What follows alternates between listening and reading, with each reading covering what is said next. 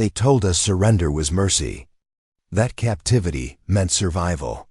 But in the grim darkness of the 41st millennium, there is no mercy. And survival is the cruelest punishment of all. I remember the first time I saw what became of the captured. The battlefield was silent, the smoke still hanging thick with the scent of burnt flesh and promethium. They were kneeling in the mud, Imperial soldiers stripped of armor, stripped of identity, their eyes hollow, their faith broken. Behind them stood the commissars, weapons drawn, preaching loyalty as they prepared to end what little remained of their humanity. But that was the lucky fate. The others. They were taken, shackled, branded, turned into servitors, mindless flesh fused with metal. Or worse, thrown into the pits of chaos, their screams echoing across realities. In this universe, even death has hierarchy. And prisoners sit at the very bottom. They say in Warhammer40K, there's only war, but for the captured, war never ends. It just changes form. They say mercy is a lie in the 41st millennium. It is a word spoken by the weak to comfort themselves before the blade falls. In the endless grind of the Imperium's wars, surrender is not a choice. It is a confession of failure, a crime against faith itself. To lay down one's arms before the enemy is to admit that the Emperor's light was not enough to sustain your courage. And for that, the Imperium has only one response: punishment. The illusion of mercy begins the moment a soldier lowers his weapon. He might believe he will live, that his captors will spare him, that perhaps he will be traded, forgotten, or hidden away in some prison cell until the tides of war shift again. But in this universe, there are no second chances. There are only uses for the body and the mind until both are broken beyond repair. The battlefield is a graveyard of promises. When the last bolter shell is fired and the smoke begins to clear, those who remain are not heroes, they are commodities. The wounded crawl across the mud, begging for medics who will never come. The banners of the enemy rise over the ruins, and the surviving soldiers, stripped of weapons, are gathered like livestock. Some whisper prayers, others stare blankly at the ground, waiting for a mercy that will not arrive. In the Imperium, capture is not the beginning of survival, but the start of transformation. Those who surrender to the enemy are already considered dead by their commanders. But the universe finds ways to make that death last forever. When Imperial prisoners are taken by their own kind, by commissars or inquisitors, who see weakness as heresy, their punishment is swift and deliberate. They are lined up before firing squads, made to kneel in the mud as hymns to the Emperor are recited over them. The commissar does not look at them as men, but as examples to the rest. Their execution is not an act of cruelty, it is doctrine. To surrender is to deny the Emperor, and denial must be purged. But even then, not all are granted the simplicity of death. Some are sent to the penal legions, stripped of name and rank, injected with obedience serums that burn through their veins, and thrown into suicidal charges where survival is the least desirable outcome. Others are handed over to the Adeptus Mechanicus, whose logic finds value in every wasted life. Flesh can be repurposed, muscle reforged, neurons rewired. For those who fall into the hands of the Mechanicus, mercy becomes an equation. The priest of Mars sees the human form not as sacred, but as a vessel of potential. The prisoner's body is restrained upon a steel table beneath the hum of servo arms and the chanting of Benharic code. The skin is peeled, the limbs replaced, the mind scraped clean. What remains is a servitor, a breathing machine, stripped of thought, performing endless tasks for the Imperium it once betrayed. In some forgotten forge world, thousands of them stand in lines, welding, cutting, serving. Their faces are blank, their eyes filled with the glow of neural implants, their screams reduced to static. The illusion of mercy becomes complete. They are no longer suffering, because they no longer exist as people. The Imperium has found its perfect punishment, eternal servitude without awareness. And yet, there are darker forms of captivity. When prisoners are taken, not by their own kind, but by the enemy, their suffering transforms into something beyond comprehension. To be captured by chaos is to fall into madness itself. The traitor Marines, the cultists, the demons, they do not kill quickly. They peel back layers of flesh and faith alike, probing for the moment when the human spirit finally breaks. A prisoner may be kept alive for years, his mind exposed to whispers from the warp, his dreams filled with visions of impossible torment. Some are forced to kneel before altars of corrupted flesh, their tongues torn out as offerings to dark gods. Others are promised freedom if they renounce the Emperor, if they simply say the words that will damn them forever. Most resist until their minds fracture, and then they are remade into something monstrous. Chaos takes no prisoners, it only reshapes them into instruments of further corruption. Even among the enemies of mankind, mercy is a myth.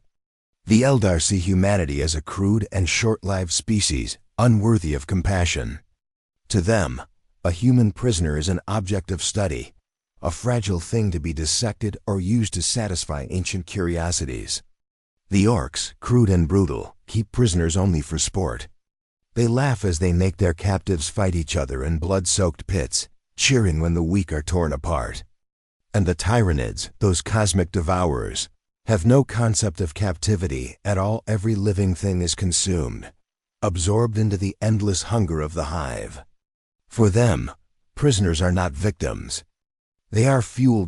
And still, the illusion of mercy persists, because it must. A soldier must believe that surrender means something, that the enemy might spare them, that there is some fragment of humanity left in the galaxy capable of compassion. But the truth is far colder. In a universe ruled by war, mercy is inefficiency. It is a risk, a delay in the endless march toward annihilation. Even those who think they are spared soon realize that survival is not a gift, it is another form of punishment. The mind remembers what the body endures. The nightmares never stop. The screams of those executed echo through the skull, a constant reminder of the price of weakness. In the rarest cases, prisoners are used as propaganda. Their images are broadcast across hives and colonies as proof of imperial justice. This is what happens to those who yield, the message says. They are paraded through streets, chained, beaten, and branded. Children throw rocks, soldiers spit at them, priests recite verses declaring their souls forfeit. They become living warnings, reminders that death is preferable to disobedience. And when the spectacle ends, they vanish into the Mechanicus factories, the penal legions, or the burning waste pits of extermination worlds. Their names are erased from records, their existence reduced to ashes and data. But there's a deeper cruelty behind it all, one that few dare to speak of. The Imperium itself breeds this illusion of mercy because it needs it. It needs soldiers to believe that loyalty will protect them, that if they obey, if they fight, if they die well, they will be rewarded in the afterlife. The truth that even the loyal are discarded when convenient, that the line between faith and futility is as thin as a lost beam, is buried beneath centuries of dogma. And so, when a soldier faces capture, he clings to the lie because it is the only comfort left. The idea that surrender might bring peace is a final act of defiance against the grim reality of the galaxy. But peace is not for mortals. Peace is a forgotten word, whispered only by those who have not yet seen what lies beyond the veil of mercy. In the end, the illusion of mercy is the greatest cruelty of all. It tempts the desperate. It deceives the weary. It promises salvation in a universe that has none. Every prisoner of war in the 41st millennium learns this truth too late. They look into the eyes of their captors, searching for compassion, and find only reflection, another soul lost to the machine of endless war. The illusion breaks, and all that remains is the silence that follows, the realization that surrender was never escape. It was simply another way to die. Imperial retribution is not justice. It is doctrine forged in fire and faith. an unbending creed that views mercy as heresy and doubt as corruption. In the Imperium of man, every breath is owed to the Emperor, every drop of blood spilled in his name a sacred offering. To fail him, even in the smallest measure, is to betray humanity itself. And betrayal is never forgiven. The captured, the deserters, the hesitant, all fall beneath the same judgment.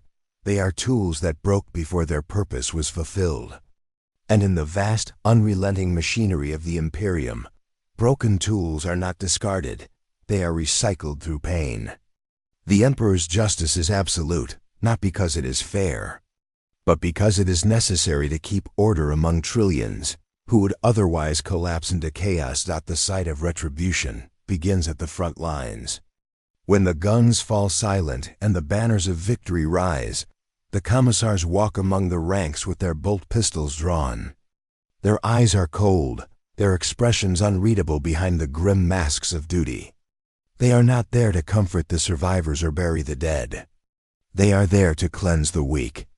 Each soldier knows that one misstep, one hesitation in battle, might mark him for execution. The commissar's word is law, and his law is written in blood.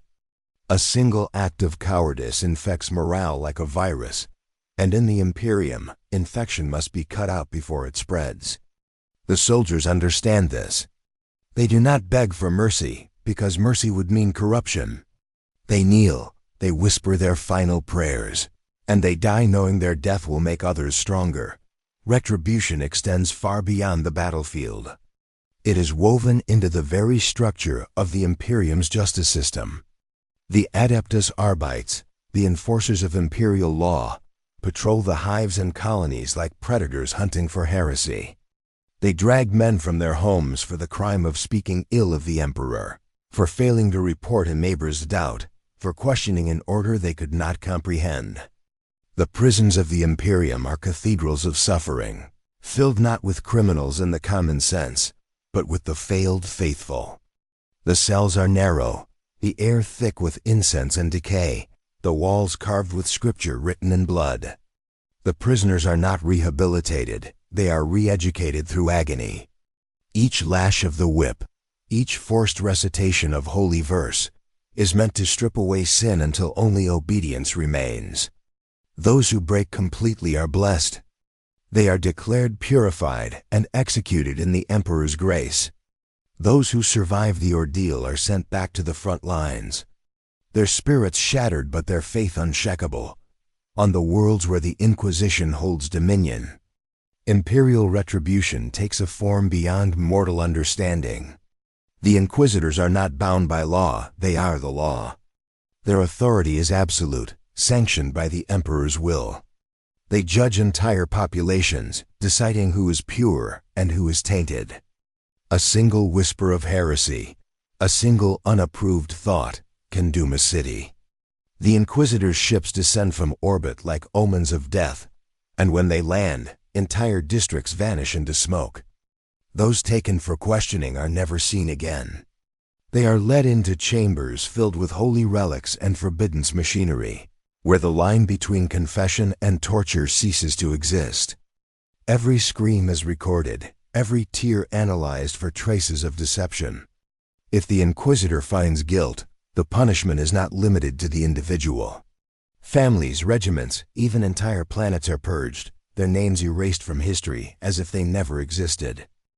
Yet, to the Imperium, this is not cruelty, it is faith in motion. Retribution is the price of survival. The galaxy is filled with horrors beyond imagining, demons that twist the mind, xenos that devour entire civilizations, rogue psychers whose thoughts can shatter worlds. Against such threats, hesitation is death. The Imperium believes that only through absolute fear can discipline be maintained, and only through discipline can mankind endure.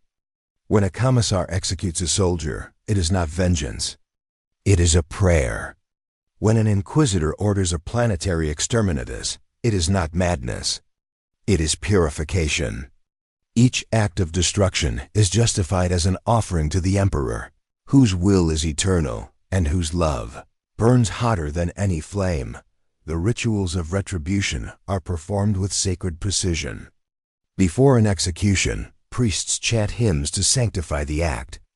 Incense fills the air, and banners of the Imperial Aquila hang above the condemned.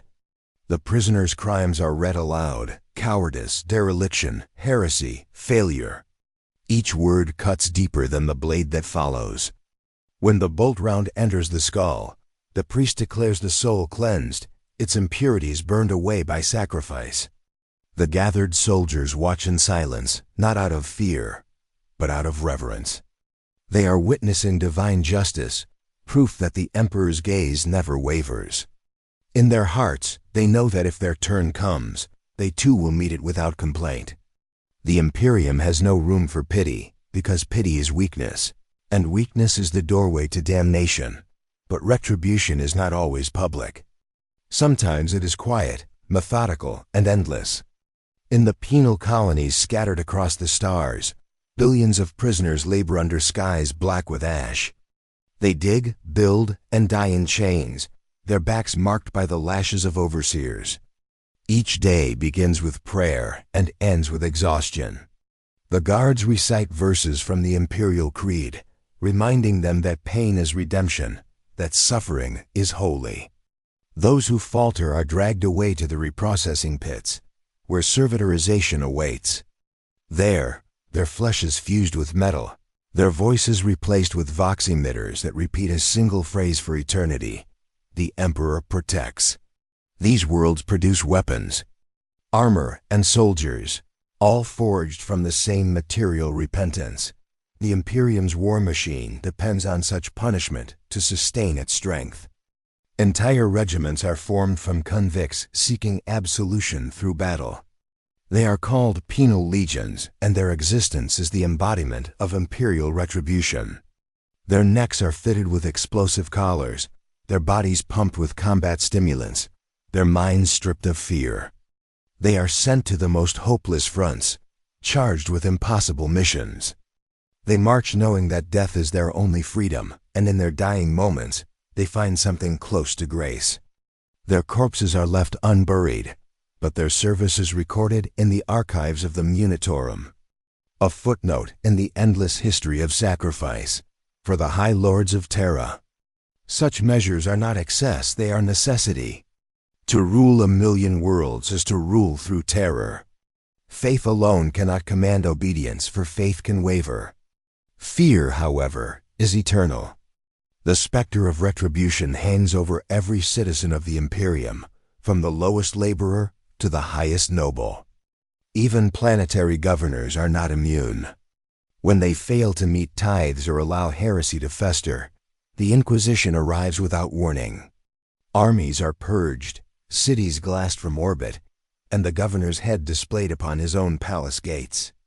The message is clear: failure is death, and no one is beyond the Emperor's reach. In the great cathedrals of Terra, where golden statues of saints rise higher than mountains, preachers tell the faithful that retribution is love made manifest. They speak of the Emperor's wrath as cleansing fire, purging sin and weakness so that humanity might endure. The people weep, believing that every punishment is a step closer to salvation. In truth, they are trapped within a cycle of fear so ancient that none remember a time before it. The Imperium cannot exist without its cruelty, for its cruelty is its foundation. Retribution is not a choice, it is the heartbeat of an empire too vast to control, too afraid to stop. And so the galaxy turns, drenched in blood and belief. The Emperor's justice burns on, unrelenting, consuming all who falter. For the prisoners, for the soldiers, for the sinners, there is only one law.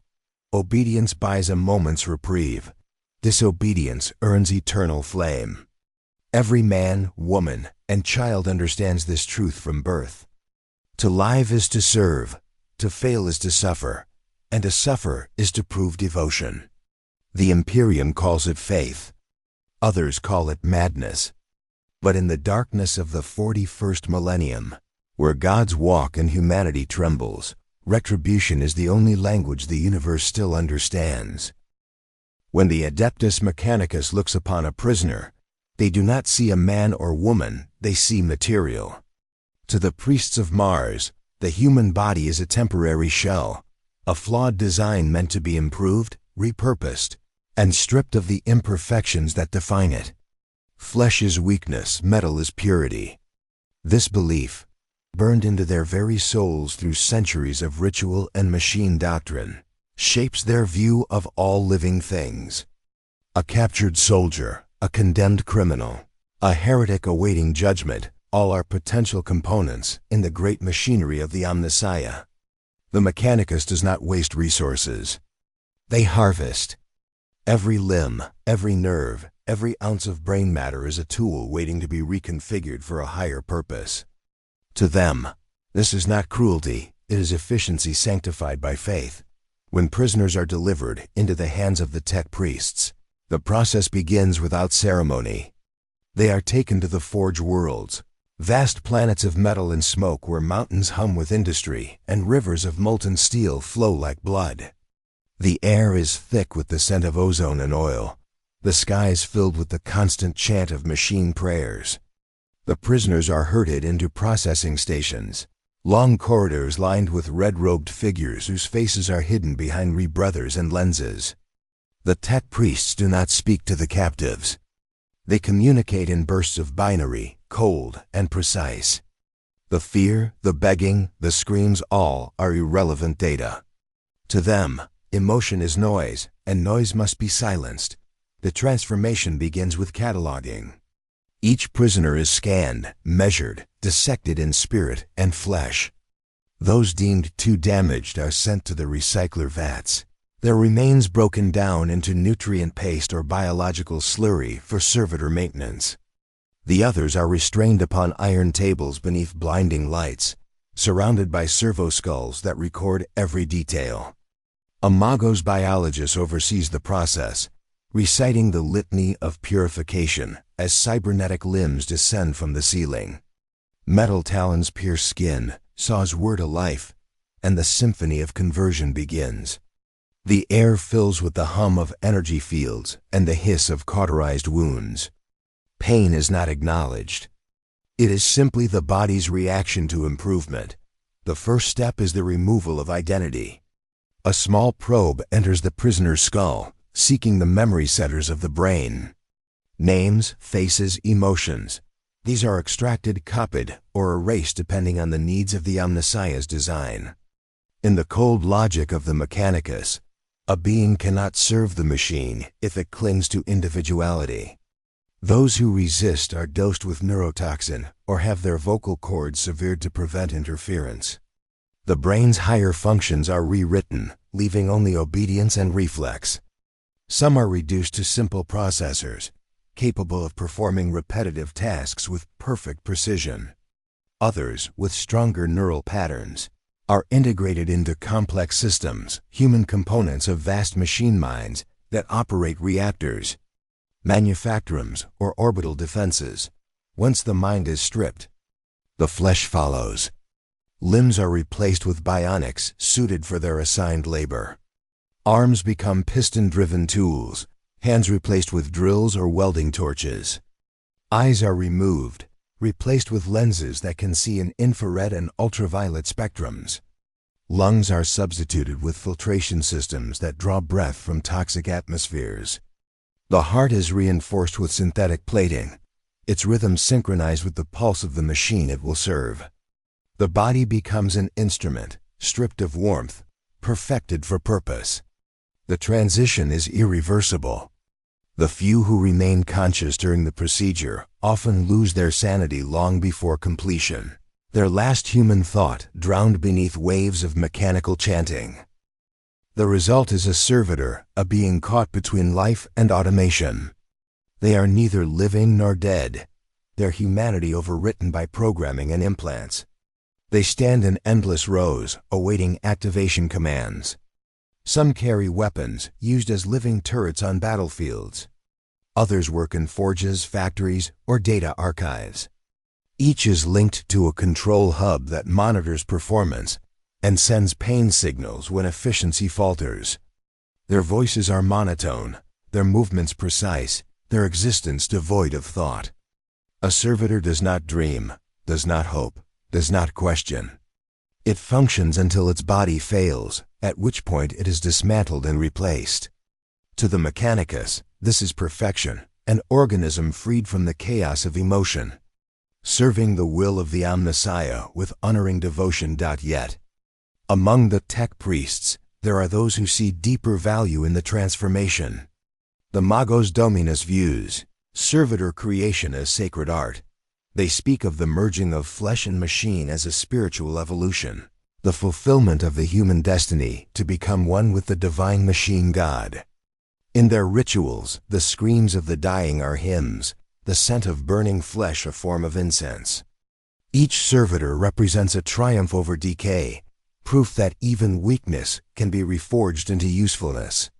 To them, the process is mercy, the salvation of souls through transformation.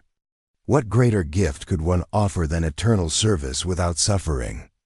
The irony is that the Mechanicus itself suffers from the very corruption it claims to transcend.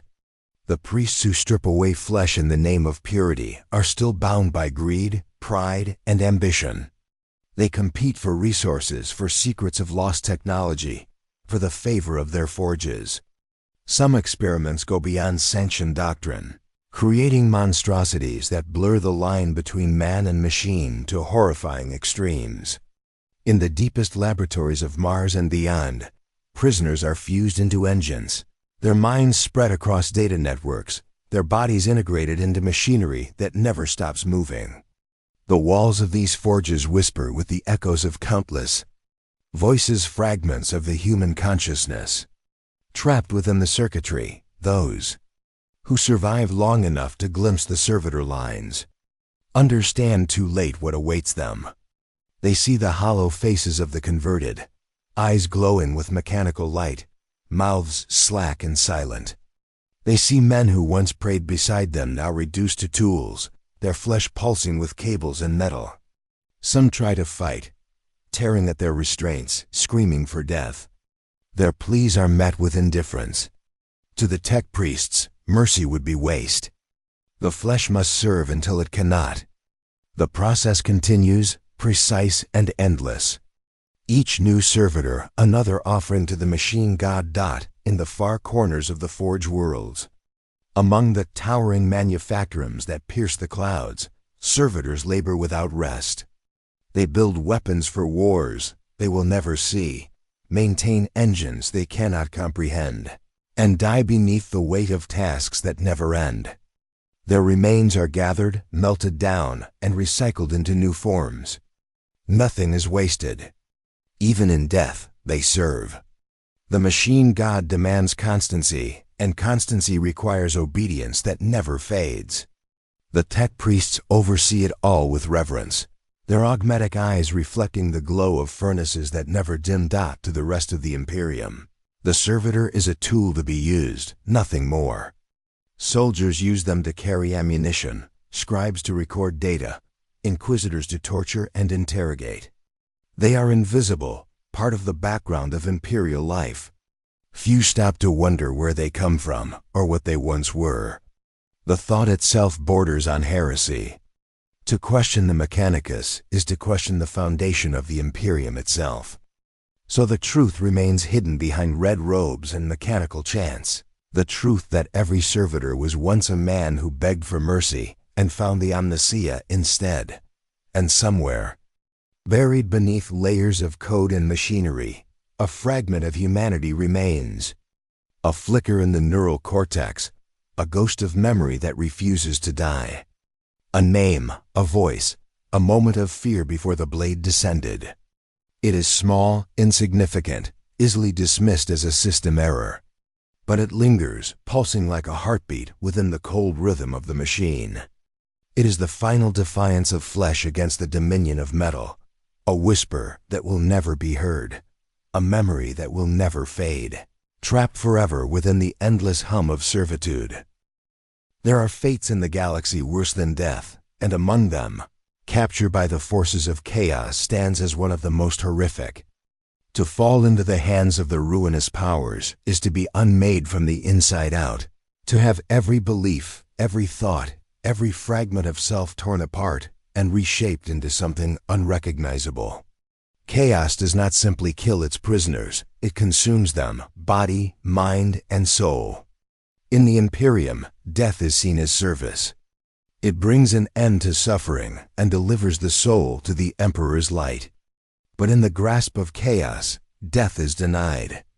Instead, the victim becomes a canvas for madness, their torment stretched across eternity, their screams feeding gods that exist only to devour. It begins with capture.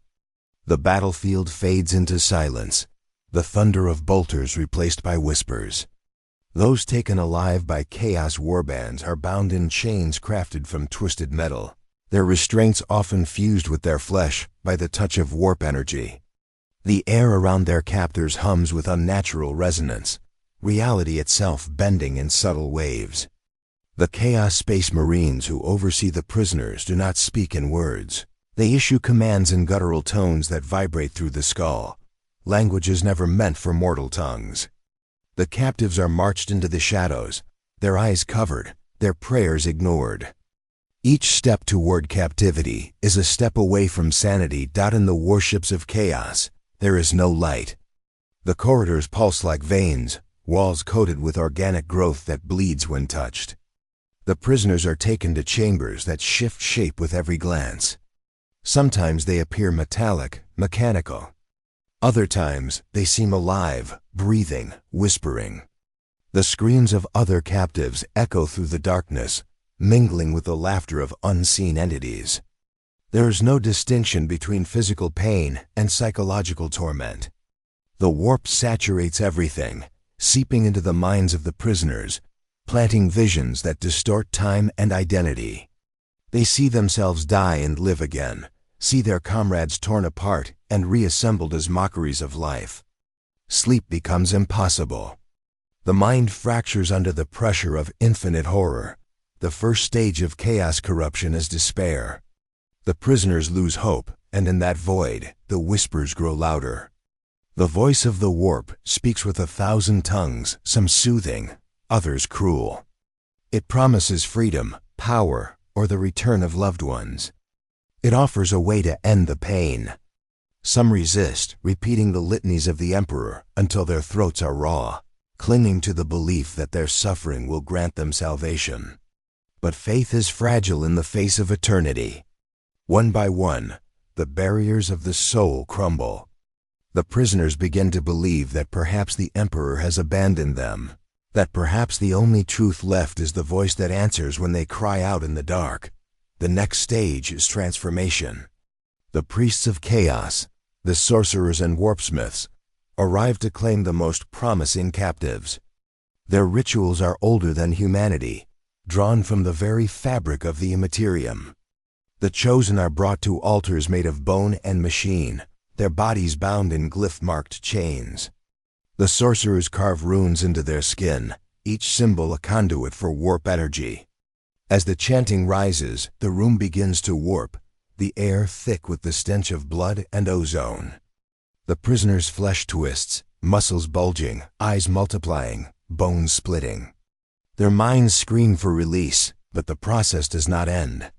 Some are turned into spawn grotesque creatures of pure mutation, mindless and eternal.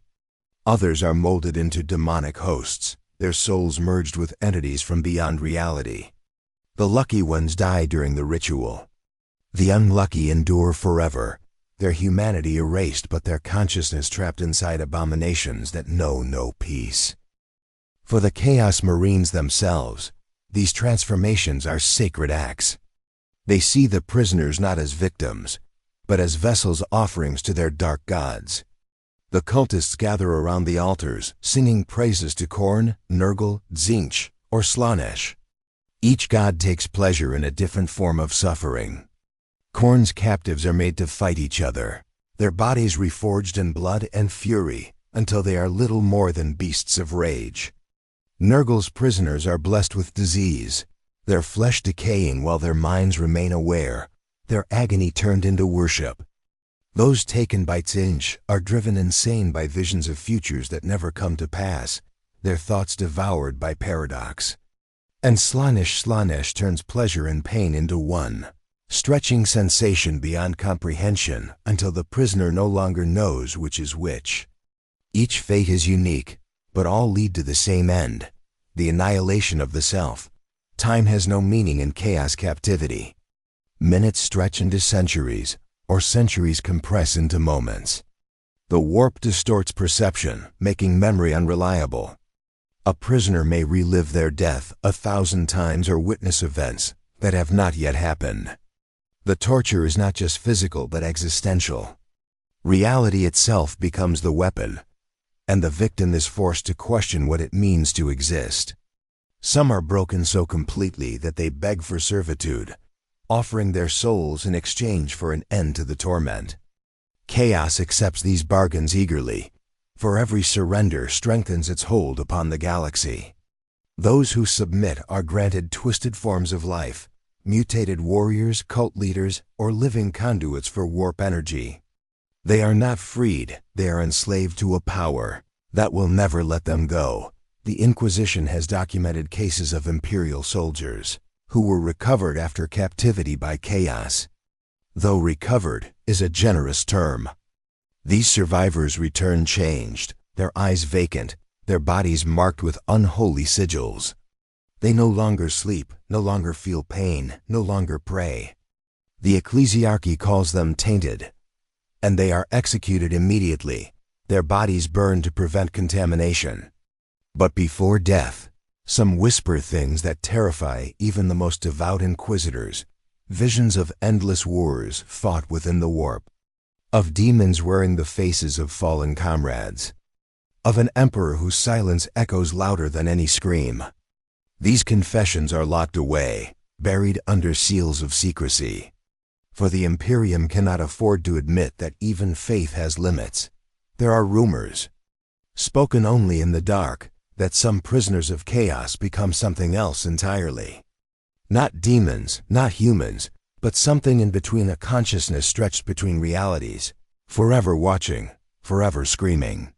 They wander the warp as echoes, fragments of lost souls, devoured but not destroyed. Their existence is agony, their thoughts fragmented into prayers and curses that drift through the immaterium.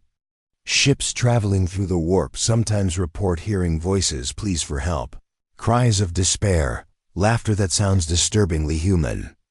The navigators call them warp ghosts, but some believe they are the remnants of those who once begged for mercy and were instead given eternity. To be a prisoner of chaos is to witness the death of meaning.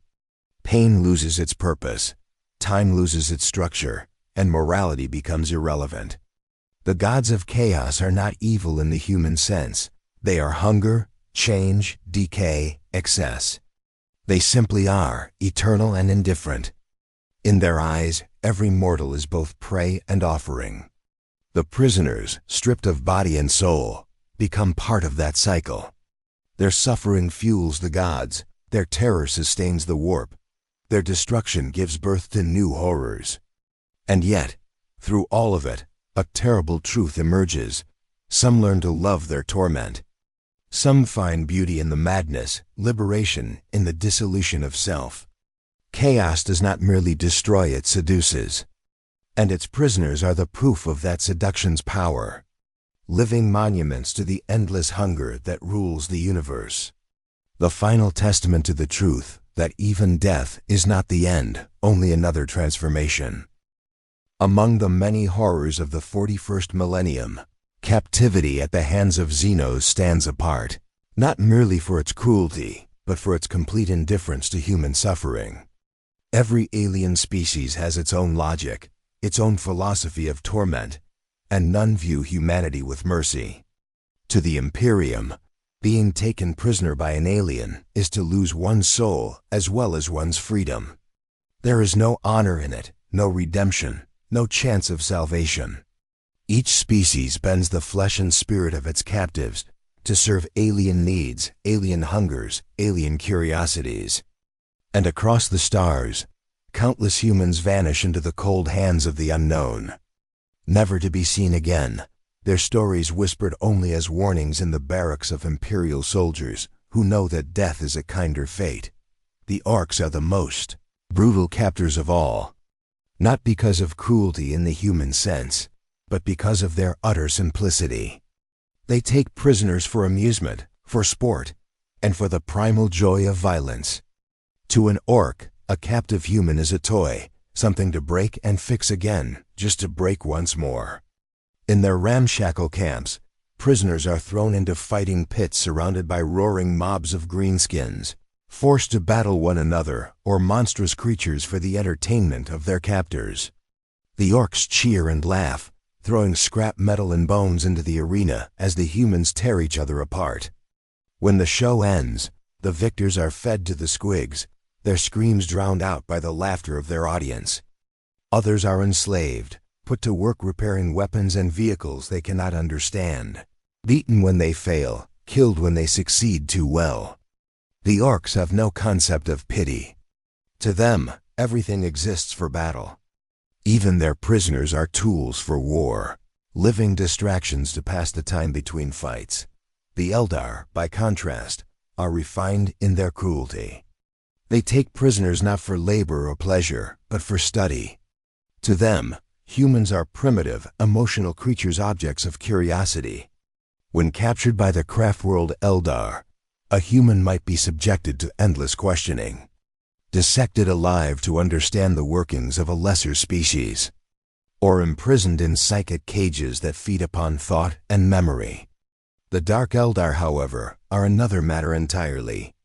Within the nightmare realm of Camorra, human suffering becomes an art form. The Drukhari do not simply kill, they savor. Their dungeons stretch for miles beneath obsidian spires, filled with the cries of countless victims. Their homunculi, ancient masters of fleshcraft, experiment without limit.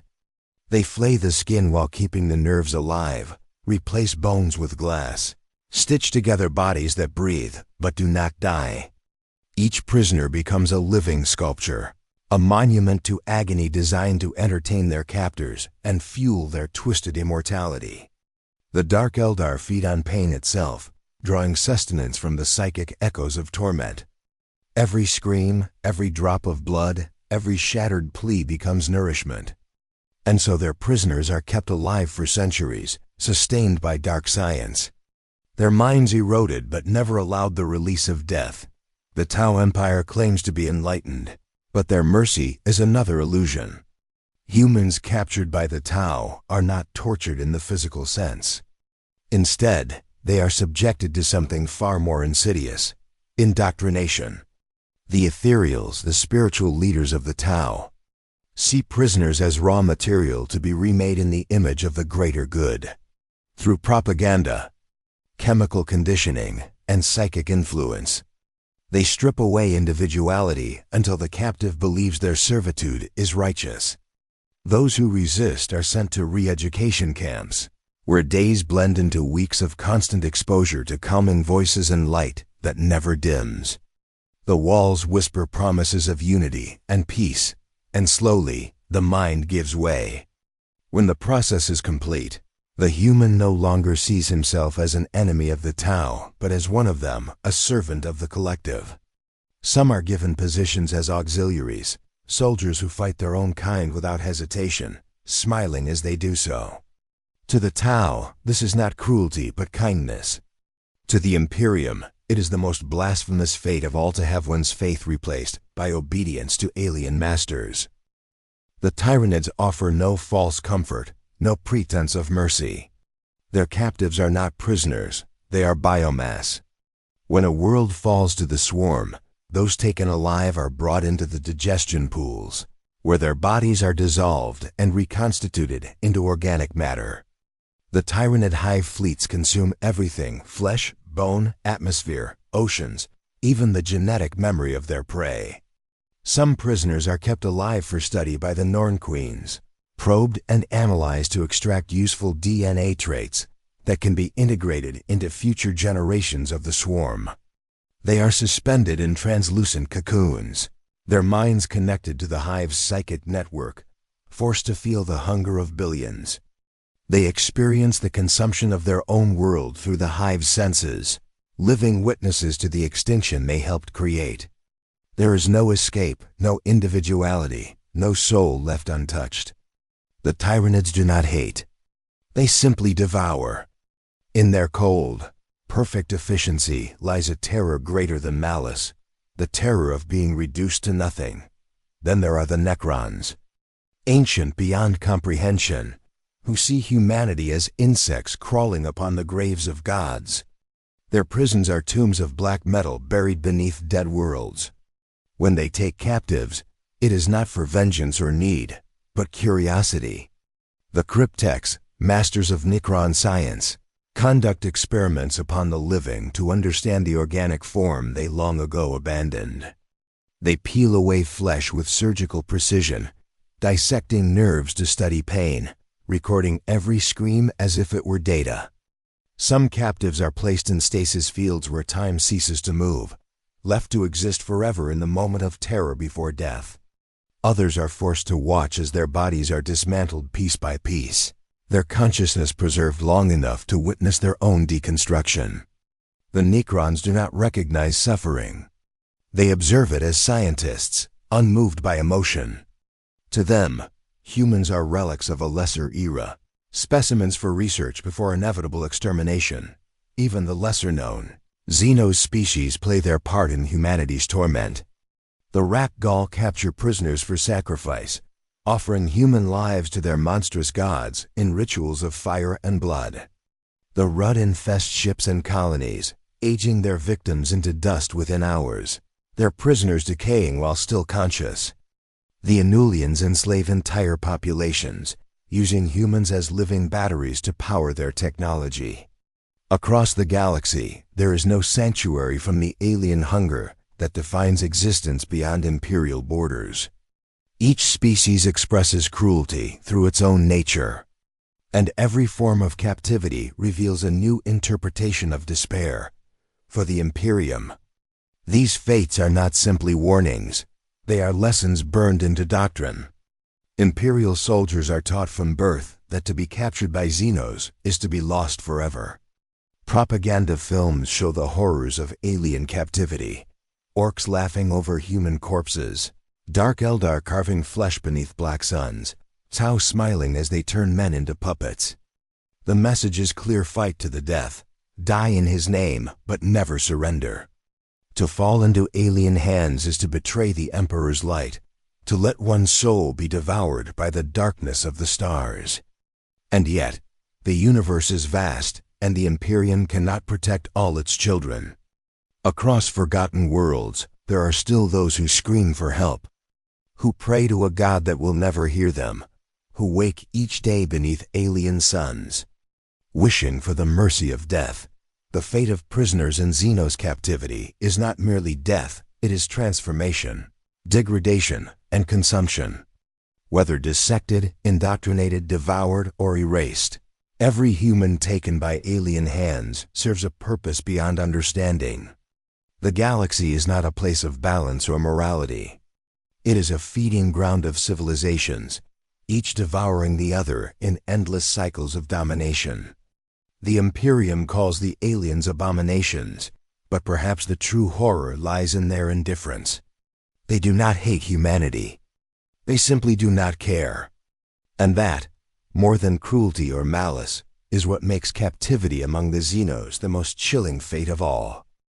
There are those who never make it into the records. No data slate bears their name, no hymn recalls their service, no monument marks where they fell.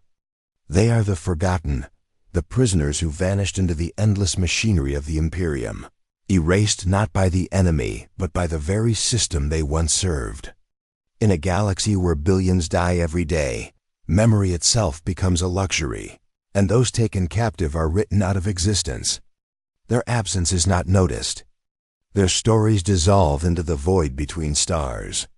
What remains are whispers, fragments of rumor passed between soldiers at the front lines, tales of comrades who disappeared and were never seen again, of voices lost in the static of Imperial transmissions, of souls abandoned in the name of efficiency. In Warhammer40K, death is not the greatest loss. Oblivion is. When a regiment is wiped out in the field, The administratum records it as a logistical statistic. If survivors are captured, they are not rescued but condemned. The Imperium cannot afford the weakness that pity brings. To be taken alive is to be considered compromised. Perhaps you spoke under torture. Perhaps you saw something you were not meant to see. Perhaps your faith faltered for a moment too long. For these sins, imagined or real, the only remedy is silence. When those prisoners are eventually recovered, they are not greeted with parades or honors. They are quarantined, interrogated, and often executed to preserve the purity of the Imperium's image. The bureaucrats of the Adeptus Administratum strike their names from the rolls, erasing every trace that they ever existed. Their comrades are ordered never to speak of them again. To remember them is to question the Emperor's judgment. Some prisoners vanish in the labyrinthine prisons of the Inquisition. These are not the common soldiers, but officers, psychers, and scholars, those who have seen too much. The Inquisition operates beyond law or mercy, its prisons scattered across secret moons and orbital fortresses. There, the forgotten are subjected to endless cycles of questioning and purification. Weeks turn to years under interrogation cells lit by cold lumen strips, where the only sound is the hum of power fields and the whispered prayers of the torturers. Those who survive are unrecognizable, their minds broken and their identities erased. Some are reconditioned and released into the ranks of the penal legions, their past lives wiped clean, their loyalty reinforced by pain and fear. Others are used as experimental subjects for psycho control methods or demonology research. Their existence becomes fuel for knowledge that must never be spoken of, knowledge that costs humanity more than it gains. In the depths of the Imperium, there are entire worlds that function as prisons.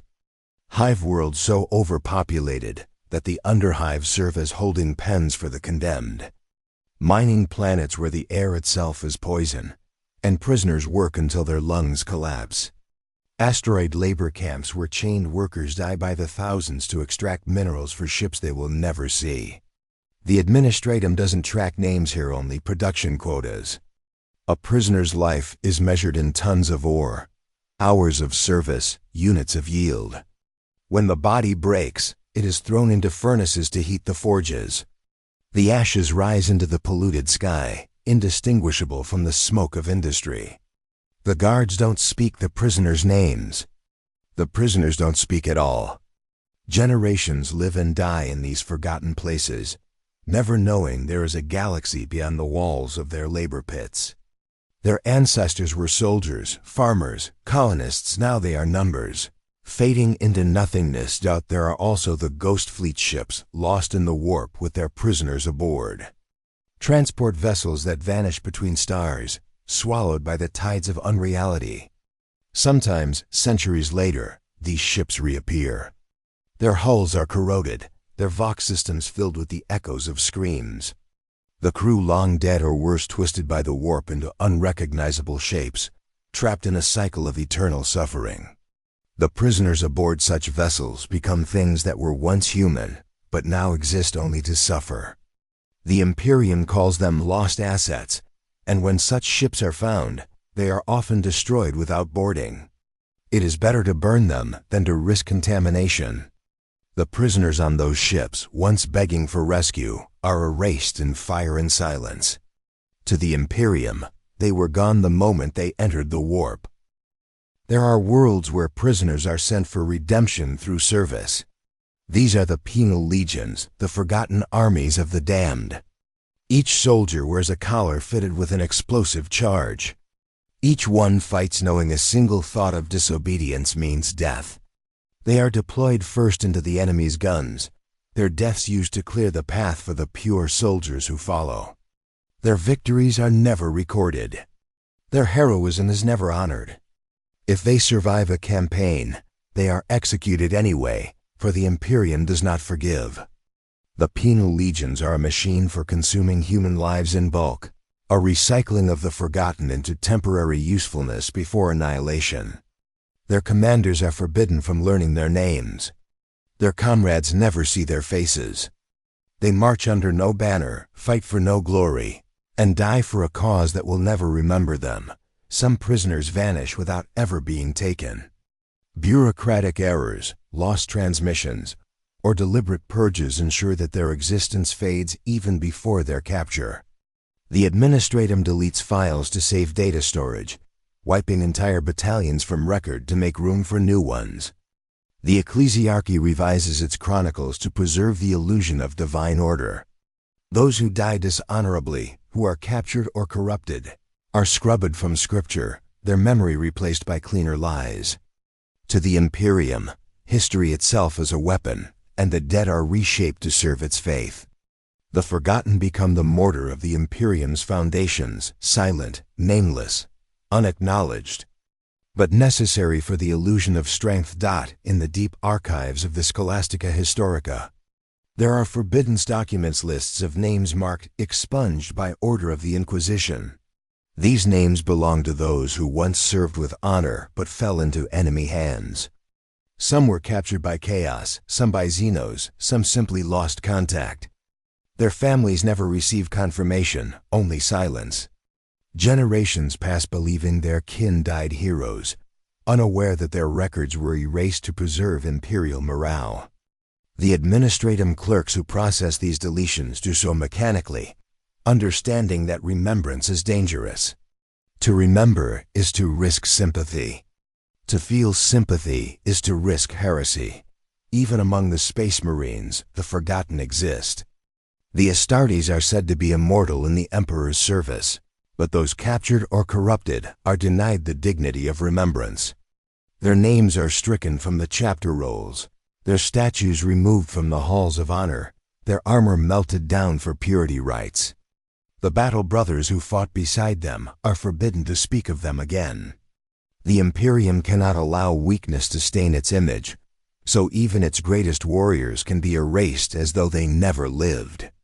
On distant battlefields, fragments of power armor lie buried beneath centuries of dust, marked only by forgotten insignia that no one recognizes anymore. There are also those who disappear not through malice, but through distance. Entire frontier worlds cut off by warp storms, colonies isolated for millennia, their populations reduced to myths. They continue to fight, generation after generation, believing the Imperium still watches over them. They send transmissions into the void, prayers that no one hears. For the Imperium, they are long gone, written off as lost resources. For the people on those worlds, hope becomes a ritual, repeated out of habit, never rewarded. Their captors might be aliens, demons, or simply time itself. In the end, it makes no difference. What defines the forgotten is not how they died, but how easily they are erased. The galaxy does not mourn. The Imperium cannot afford to. In a universe built on sacrifice, there is no room for memory of the fallen. Their faces fade from the archives, their deeds fade from the songs, their bones fade into dust. Somewhere, in the darkness between stars, they remain unseen, unheard, unremembered, prisoners of eternity.